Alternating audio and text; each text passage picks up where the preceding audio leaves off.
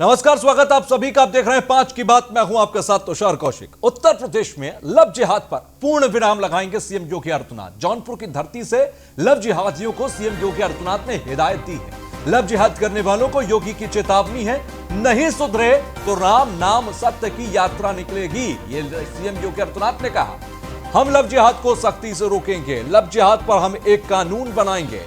Love जिहाद करने वालों को मेरी कड़ी चेतावनी है। यूपी में अब लव जिहाद करने वालों को बख्शा नहीं जाएगा। यूपी में लव जिहाद के कई मामले सामने आ चुके हैं। यूपी में लगातार लव जिहाद पर कानून बनाने की मांग कर रहे हैं हिंदू संगठन। ऐसे में यूपी में लव जिहाद ले चुका है मेरठ में मां बेटी की जान। तो उत्तर प्रदेश की योगी सरकार लव जिहाद पर जल्द अंकुश लगाने जा रही है। मुख्यमंत्री योगी आदित्यनाथ ने शनिवार को आज देवरिया में चुनावी रैली को संबोधित करते हुए घोषणा की थी। इसके बाद जौनपुर में भी उन्होंने इस बात का जिक्र किया था। तो कई मामले सामने आ चुके हैं। लव जिहाद को लेकर सीएम योगी आदित्यनाथ ने कई जगहों पर इस बात का जिक्र किया, लेकिन आज जिस तरह से उन्होंने कहा कि लव जिहाद करने वालों के कान में राम नाम सत्य गूंजेगा।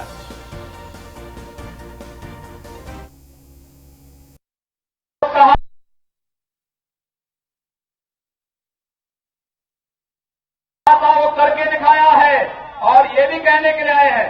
कल इलाहाबाद हाईकोर्ट ने एक आदेश दिया है कि धर्म परिवर्तन के लिए शादी ब्याह के लिए धर्म परिवर्तन आवश्यक नहीं किया जाना चाहिए, इसको मान्यता नहीं मिलनी चाहिए। और इसलिए सरकार भी निर्णय ले रही है कि हम लव जिहाद को सख्ती से रोकने का कार्य करेंगे। एक प्रभावी कानून बनाएंगे। छद्मवेश में चोरी छुपे, नाम छुपा करके, स्वरूप छुपा करके जो लोग बहन बेटियों की इज्जत के साथ खिलवाड़ करते हैं, उनको पहले से मेरी चेतावनी, अगर वे सुधरे नहीं तो राम नाम सत्य है कि यात्रा अब निकलने वाली है। भाइयों बहनों, हम लोग मिशन शक्ति के कार्यक्रम को इसीलिए चला रहे हैं। मिशन शक्ति के कार्यक्रम का मतलब ये है कि हम हर बेटी को, हर बहन को सुरक्षा की गारंटी देंगे, लेकिन उस सब के बावजूद अगर किसी ने दुस्साहस किया तो ऑपरेशन शक्ति अब तैयार है। और ऑपरेशन शक्ति का उद्देश्य ही है कि हम लोग हर हाल में उनकी सुरक्षा करेंगे, बहन और बेटियों की सुरक्षा और उनके सम्मान की रक्षा करेंगे। और इसी से ऑपरेशन शक्ति के इस कार्यक्रम को आगे बढ़ाने के साथ जो हम चल रहे हैं, न्यायालय के आदेश का भी पालन होगा और बहन बेटियों का भी सम्मान होगा। तो सीएम योगी आदित्यनाथ को आपने सुना कि किस तरीके से उन्होंने एक चेतावनी दी उन तमाम लव जिहाद करने वालों को, उन तमाम लव जिहादियों को जो धर्म के आधार पर, लव जिहाद के आधार पर बहन बेटियों की न सिर्फ जिंदगी के साथ खेलते हैं बल्कि उन्हें मौत के घाट तक उतारने तक का काम करते हैं। हमारे साथ एसोसिएट एडिटर ब्रजेश श्रीवास्तव जुड़ गए न्यूज रूम से, मेरे सहयोगी है। ब्रजेश, ये उत्तर प्रदेश है जहां पर चुनाव, जहां पर सरकार जातिगत समीकरणों पर बनती है और धार्मिक आधार पर जहां ध्रुवीकरण होता है। यही वजह है कि ऐसे तमाम बड़े फैसलों को लेने से पहले तमाम बड़े नेताओं को बहुत सोचना पड़ता था। लेकिन मौजूदा सरकार अगर देखें तो ऐसे फैसलों को लेने में जरा भी गुरेज नहीं करती, ना ही कोई समीकरणों को देखती है। अब लव जिहादियों के मुद्दे पर अगर सीएम योगी आदित्यनाथ ये कहते हैं कि जो भी लव जिहाद के मामले में पड़ रहा है वो ये सोच ले कि राम नाम सत्य है कि गूंज उठेगी, किस तरीके की इच्छा शक्ति मानते हैं मौजूदा सरकार में? देखिए तुषार, सबसे बड़ी बात यह है कि तुष्टीकरण की सियासत ने उत्तर प्रदेश में अब तक अगर देखा जाए तो जिस तरीके से, चाहे वो लव जिहाद रहा हो या धार्मिक उन्माद रहा हो, सांप्रदायिक तनाव रहा हो, वो तमाम ऐसे आपको प्रकरण देखने को मिले जहां पर जो है सांप्रदायिक लकीरें खींचती नजर आई। लेकिन इस बार जब योगी सरकार जब से सत्ता में आई है तब से उसने साफ तौर पर मुखर तरीके से इस पर न सिर्फ अपनी राय रखी है बल्कि एक लकीर भी खींच दी और ये साफ तौर पर बता दिया है कि देखिए, चाहे वो लव जिहाद का जो करंट मसला है, लव जिहाद को लेकर मुख्यमंत्री योगी आदित्यनाथ ने पहले भी संकेत दिए थे कि वो एक कड़ा कानून बनाने जा रहे हैं जो लव जिहाद को लेकर के जो है काम करेगा और खास करके उन तमाम षड्यंत्रकारी ताकतों को जो प्रायोजित तरीके से लव जिहाद के जरिए जो है लड़कियों को गुमराह कर रहे हैं, उनको मौत के मुहाने तक ले जा रहे हैं। एक बार फिर मुख्यमंत्री योगी आदित्यनाथ ने प्रतिबद्धता जता दी, वो भी ऐसे वक्त पर जब उपचुनाव चल रहा है। और यहां पर उन्होंने साफ तौर पर कह दिया कि देखिए, लव जिहाद करने वाले लोगों की राम नाम सत्य तय है। तो ये भले ही एक विवादित बयान के तौर पर माना जाए, लेकिन ये सरकार की प्रतिबद्धता को भी दर्शाता है कि लव जिहाद को लेकर हाईकोर्ट ने भी साफ तौर पर कहा, हाईकोर्ट की भी तात्कालिक टिप्पणी जिसमें उन्होंने कहा कि केवल शादी के लिए धर्मांतरण कहीं से भी ना तो जो है धर्म संगत है और ना ही कहीं जायज है। ये पूरी तरीके से ब्रजेश लौट रहा हूं आपके पास, मैं आपके पास लौट रहा हूं, क्योंकि जब लव जिहाद का जिक्र होता है तो हमें तमाम पक्षों को भी सुनना बहुत जरूरी हो जाता है। हिंदू धर्मगुरु हमारे साथ चेतनानंद जी जुड़ गए हैं फोन लाइन पर। चेतनानंद जी, बहुत बहुत स्वागत। जी जी चेतनानंद जी, सीधा सवाल मेरा ये है, जब लव जिहाद की बात होती है और ऐसे में अगर प्रदेश के मुखिया इस बात को कहते हैं कि लव जिहाद करने वालों के लिए ये चेतावनी है कि या तो लव जिहाद को रोक दे, नहीं तो कानून बनाकर हम राम नाम सत्य है कि यात्रा निकालेंगे, किस तरीके का रिएक्शन होता है आपका? नहीं, देखिए, इसमें कोई तो राय नहीं है। जो बीजेपी की सरकार है उसका एक प्रमुख मुद्दा लव जिहाद था, और हमारी बेटियों को ऑर्गेनाइज क्राइम, एक ही ऑर्गेनाइज क्राइम है और एक स्ट्रेटेजी के तहत लगातार एक बहुत बाढ़ आ गई है लव जिहाद के मामलों की। अभी हरियाणा का जो मामला है वो हम सबके सामने है। एक बेटी जो इनकार करती है जाने से, उसे सरेआम सड़क पे गोली मार दी जाती है। तो या तो आप कानून बनाइए, हमने आपको सत्ता में इसलिए बैठाया था कि हमारी बेटियों की सुरक्षा हो सकेगी, लेकिन अगर आज भी हम वही चीजें झेल रहे हैं तो हम मजबूरन, हमें सड़क पे उतरना पड़ेगा, हमारी मजबूरी है ये। बिल्कुल, लेकिन चेतना जी, आपको लगता है कि मौजूदा सरकार में वो इच्छा शक्ति है? क्योंकि तमाम पार्टियों से हम उम्मीद करें, ये थोड़ा बेईमानी से लगता है। कोई दूसरी सरकार होती तो कई बार धार्मिक और जातिगत समीकरणों के चक्कर में पड़कर इस मुद्दे को भुला बैठती, लेकिन मौजूदा सरकार क्योंकि शुरुआत से ही लव जिहाद के मामले पर बहुत मुखर रही है, तो इस सरकार से आप उम्मीद कर सकती हैं कि क्या ऐसे एक ऐसा कड़ा कानून बनकर आएगा? जैसा ट्रिपल तलाक का मुद्दा था, कोई भी पार्टी छूने से डरती थी, लेकिन कानून बना। लव जिहाद को लेकर उम्मीद है? जी बिल्कुल उम्मीद है, और इस सरकार से बहुत उम्मीदें हैं। बहुत सारे ऐसे कानून बने हैं, जैसे सीएए का कानून बना और 370 हटी 35 से हटा, तो बहुत सारी ऐसी चीजें हैं जो सरकार ने की है। और हम अपने लोगों से उम्मीद करते हैं कि हमारी बेटियों की सुरक्षा इस सत्ता के हाथ में है, क्योंकि उन्होंने ये प्रण किया था समय आने से पहले कि हम आपको एश्योर करते हैं कि सनातनियों की बेटियों की तरफ कोई आंख उठाकर नहीं देखेगा। तो एक कानून बनेगा, इसको हमें उम्मीद है, और नहीं बनेगा तो हम स्वतंत्र हैं सड़कों पर उतरने के लिए। ठीक है, चेतना जी, मैं आपके पास लौटता हूं। ब्रजेश, एक बात और समझना बहुत जरूरी है कि जिस इच्छा शक्ति का हम जिक्र कर रहे हैं, कानून बना देने से क्या लव जिहाद रुक जाएगा? ये भी एक महत्वपूर्ण सवाल हम साथ में पूछ रहे हैं, क्योंकि ये एक आदतन है और लगातार आदतन से ज्यादा एक षड्यंत्र है, जो कि तमाम ताकतें इसके पीछे देखी जाती रही। ना सिर्फ आंतरिक ताकतें, कई बार बाहरी ताकतें भी इसमें इन्वॉल्व होती हैं। तो ये कानून के साथ साथ यहाँ पर आपको अब एक बड़े स्तर पर भी सामने आना होगा, चाहे वो एक मॉरल लेवल पर आप आने वाली पीढ़ियों को शिक्षा दें, या हम बाहरी ताकतों के जरिए जो पूरा षड्यंत्र रचा जाता है उस पर भी रोक लगाने की कोशिश करें। देखिए तुषार, सबसे बड़ी बात यह है कि इसको कानूनी जमा पहनाने के बाद इसमें कमी जरूर आएगी। 3 तलाक के मुद्दों को लेकर के भी सवाल इसी तरीके से उठ रहे थे कि क्या 3 तलाक का कानून बन जाने के बाद क्या 3 तलाक में रोक लग जाएगी? तो आप देखिए 90% तक 3 तलाक के मामलों में रोकथाम हो गई है, महज 10% इक्का दुक्का मामले ही सामने आ रहे हैं। बिल्कुल, सबसे बड़ी बात यह है कि जो जिस तरह के संकेत मुख्यमंत्री की तरफ से लगातार दिए जा रहे हैं, और हाईकोर्ट ने उस लाइन को आगे बढ़ा दिया। आप जरा उसको गौर से सुनिए। मैं इस पहलू पर आपसे बात करूंगा ब्रजेश, मैं हाईकोर्ट के पहलू पर बात करूंगा, क्योंकि हमारे साथ मुस्लिम धर्मगुरु जुड़ गए हैं, मौलाना यूसुफ अब्बास, उनका भी रिएक्शन पहले ले लेते हैं। अब्बास साहब, बहुत बहुत स्वागत आपका। जी शुक्रिया, बहुत बहुत शुक्रिया। यूसुफ साहब, जिस तरीके से योगी आदित्यनाथ ने कहा और उनका यह कहना है कि लव जिहाद को रोकने के लिए हम कानून लेकर आएंगे, क्या आप कानून का स्वागत करते हैं? देखिए जहां तक के मामला यह है कि जब लव जिहाद नाम दिया गया है जी, एक तो मेरा नाम मौलाना यासूब अब्बास है, यूसुफ अब्बास नहीं है। माफी चाहूंगा, आपका नाम। बिल्कुल जी जी जी।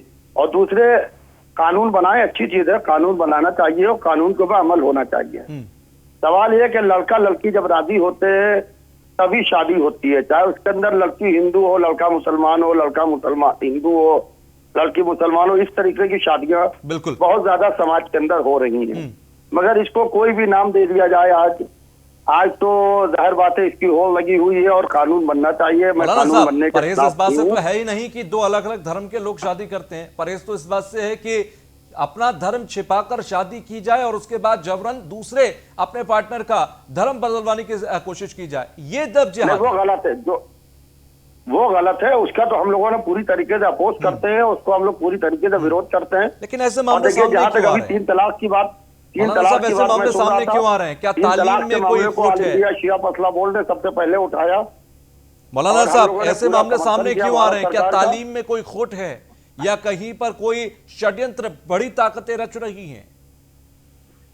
अब देखिए, जब कानून बनेगा और उसके अंदर जो लोग एक्यूज होंगे, जो लोग इसके अंदर मुलजिम होंगे, उनको जब सजा मिलेगी तो वो बताएंगे कि इसके पीछे किन लोगों का हाथ है। और इसके पीछे जाहिर बात है, क्योंकि इससे मजहब इस्लाम बदनाम हो रहा है। बिल्कुल चंद लोगों की वजह से मजहब इस्लाम बदनाम हो रहा है। इस्लाम ये बिल्कुल। कहता है कि लकुम दीनकुम वलिया दीन, तुम्हारा दीन तुम्हारे साथ, हमारा दीन हमारे साथ में। आप जबरन किसी के कांधे पर, कनपटी पर बंदूक रख के उसको कलमा नहीं पढ़वा सकते, उसके गले पर खंजा रख के ये नहीं कह सकते कि तुम मुसलमान हो जाओ। ये तालिबानी कल्चर है, ये पाकिस्तान के अंदर, अफगानिस्तान में पाया जाता है ये। चेतनानंद जी, क्या कुछ लोग इस्लाम को बदनाम कर रहे हैं? नहीं, मैं देखिए, मैं ये मानती हूँ कि ये स्ट्रेटेजी है इस्लाम की। उसका कारण ये है कि यहाँ बैठकर जो मौलाना बात करते हैं, अगर ये अपने समुदाय में इस पर जोर देकर काम करते हैं, हर इस बात पर फतवा ले आने वाले लोग, जो नुसरत जहाँ पर फतवा लाते हैं, जो दंगल गर्ल है उस पर फतवा लाते हैं, कौन फिल्म इंडस्ट्री में काम करेगी हीरोइन, कौन काम नहीं करेगी, उस पर फतवा लाते हैं। उनका एक भी फतवा ऐसे लोगों पर नहीं है जो हमारी बच्चियों का बलात्कार करते हैं, जो हमारी बच्चियों को लव जिहाद में फंसाते हैं। ये सिर्फ टीवी पर बैठकर डिबेट पर अच्छा इस्लाम दिखाने की कोशिश है। फ्रांस में कोई घटना घटती है, भोपाल का दृश्य हम सबने देखा है। यहाँ भारत के मुसलमानों को उस घटना से कोई लेना देना नहीं है। आज एएमयू के छात्र जिस तरीके की भाषा बोल रहे हैं, वो स्पष्ट है कि ये इस्लामिक राष्ट्र बनाने की तरफ हम लोग आगे बढ़ रहे हैं। अगर सरकारें सचेत नहीं हुई, देखिए, जहाँ तक तो फ्रांस की बात है, फ्रांस में ट्रैफिक ऑफ इस्लाम के कानून बनाया गया है और हम सब फ्रांस के खिलाफ प्रोटेस्ट कर रहे हैं। हम लोग सब फ्रांस के खिलाफ प्रोटेस्ट कर रहे हैं और हम फ्रांस के राष्ट्रपति के खिलाफ हैं, फ्रांस की सरकार के खिलाफ है। ट्रैफिक ऑफ इस्लाम के खिलाफ कोई कुछ कैसे निकल जाए, हम हिंदुस्तान के अंदर अकेले भी होंगे तब भी विरोध करेंगे। यार, बात गलत कह रही है। हम बिल्कुल अकेले भी होंगे तो भी मुसलमान नहीं होगा, मैं अकेला मुसलमान होगा तब भी विरोध करूंगा। लेकिन जब दिल्ली के दंगों में अंकित शर्मा मार दिया जाता है, आप बात को दूसरी लोग को घुमा रही है। हो जाती है। देखिए, मुद्दा तो ये है ना आप कि बात लव जिहाद तो के दूसरे मामले मत कोई एक दो घुमाइए। सामने नहीं आए। अब्बास साहब, एक बात तो ये भी मानना होगा ना कि देखिए, एक दो मामले तो लव जिहाद के सामने आए नहीं। अभी रिसेंटली मामला निकिता तोमर का है, उस मामले में आप देखिए क्या हुआ। इससे पहले और दूसरे मामले हैं, उनमें क्या हुआ?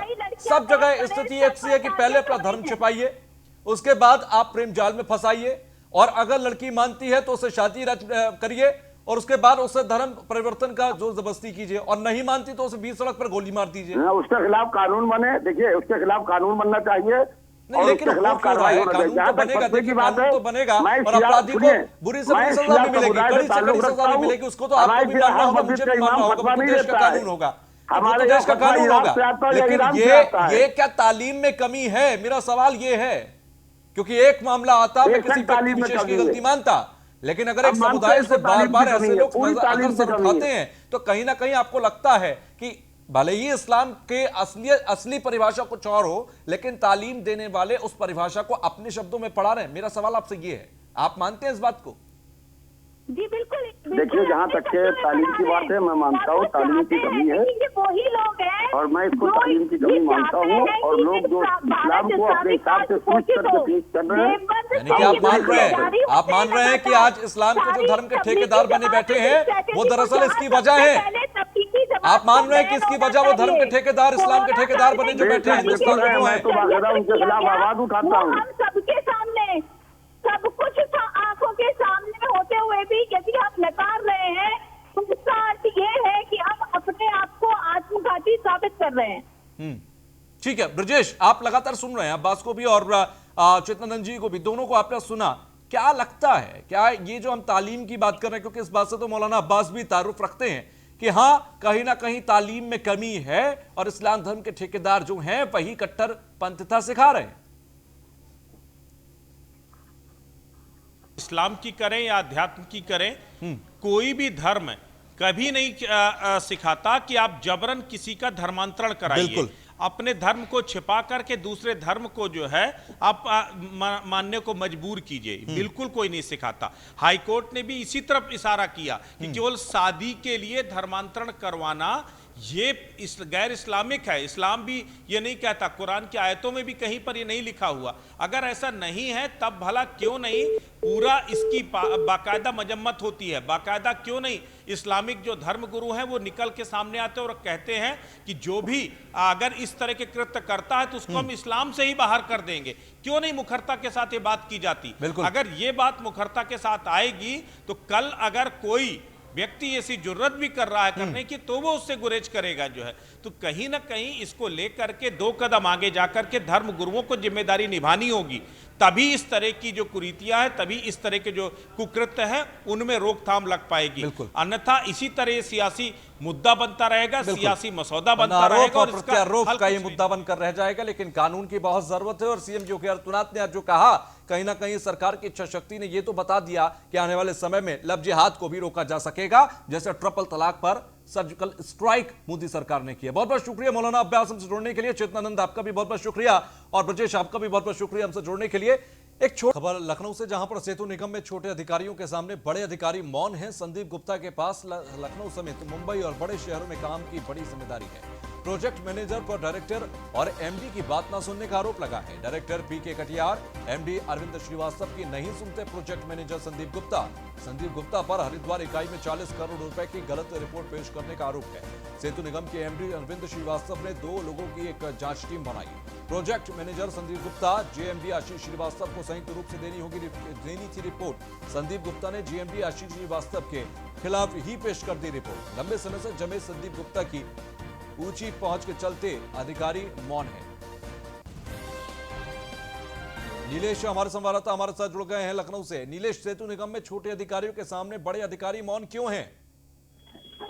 देखिए तो सर, बिल्कुल आपको बता दूं कि सेतु निगम में जो छोटे अधिकारियों का जो सभा है उसके आगे बड़े अधिकारी बोलने का नाम नहीं लेते हैं। बात कर रहे हैं संदीप गुप्ता की, जिनके पास लखनऊ समेत मुंबई जैसे बड़े शहरों की जिम्मेदारी है, जहाँ पर सेतु निगम काम कर रहे हैं। उनके ऊपर आरोप है कि ये डायरेक्टर जो पीके कटियार है, एमडी अरविंद श्रीवास्तव है, इनकी भी ये प्रोजेक्ट मैनेजर संदीप नहीं सुनते हैं। इनके ऊपर तमाम बड़े गंभीर आरोप लगाए गए। उसके अलावा संदीप गुप्ता के ऊपर आरोप है कि हरिद्वार में जो सेतु निगम की इकाई काम कर रही है उसमें 40 करोड़ रुपए की गलत रिपोर्ट डायरेक्टर को पेश की गई है। इस पर भी जांच की जा रही है। लगातार उसके ऊपर आरोप लगते रहे कि ऊंची पहुंच के दम पर एक ही जगह पर ये बहुत समय से जमे हुए हैं। फिलहाल सेतु निगम के जो आला अधिकारी हैं, इनके ऊपर कार्रवाई करने के बजाय इनको कोई 2 शब्द बोलने के भी हिम्मत नहीं जुटा पाता है। देखने वाली बात यह होगी कि जो 40 करोड़ रुपए की गलत रिपोर्ट संदीप गुप्ता के द्वारा लगाई गई, उस पर क्या कुछ कार्रवाई इनके ऊपर होती है, क्योंकि सेतु निगम के पास बड़ी जिम्मेदारी है कि देश के अंदर प्रदेश के अंदर जो पुलों का निर्माण होगा, चाहे वो नदी के ऊपर पुल का निर्माण हो या फिर शहरों के अंदर जो पुलों का निर्माण हो, वो तमाम बड़े काम इसी के द्वारा किए जाते हैं। ऐसे में जब इतनी बड़ी बेदारी उनके पास है और ऐसे अधिकारी 40 करोड़ रुपए की जो जांच करनी थी, जिसकी फाइल को ठीक ढंग से पहुंचाना था, उसको बिना अट्ठा लगाए ही अपने अधिकारियों को पेश कर दी। फिलहाल इनके ऊपर जांच की जा रही। जांच के बाद क्या कुछ कार्रवाई होती है वो देखने वाली बात। चलिए, शुक्रिया हमसे जुड़ने के लिए।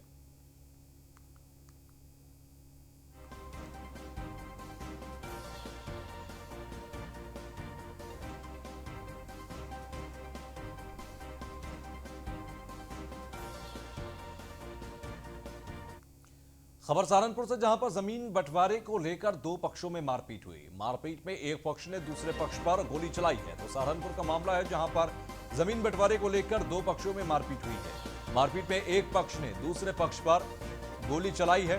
गोली लगने से 65 साल के बुजुर्ग की घायल होने की खबर है। फिलहाल दिन दहाड़े गोली चलने से इलाके में अफरा तफरी मच गई। इलाके में हड़कंप मचा हुआ है। मारपीट में एक पक्ष ने दूसरे पक्ष पर गोली चलाई। सूचना के बाद मौके पर पहुंची पुलिस टीम। सुबह जी हम जैसे अंत चले, हमें रौला रप्पा सुना अगर भाई वहाँ खुर्शीद का गोली मार दी। हम जो गए तो हमारा ही चचा मार रखा वहाँ, तो वही पड़ा सड़क में, हम तो वही उठाया जी जाकर। अच्छा, चचा घायल अवस्था में पाया गया वहाँ। जी, हम तो उठाया पड़ा हुआ उन तक। अच्छा, क्या इनका वहाँ क्या कर रहे थे? ये बसीर तो यू घास में दंत लेकर गया, इनका जो रौला हो रहा था वहाँ से यू खड़ा होगा उनके लगा जाकर। अच्छा, ये खड़ा था? खड़ा होगा वहाँ जाकर घास में जाता जाता दंत पल्ली हम ले उठाएगा जी मन।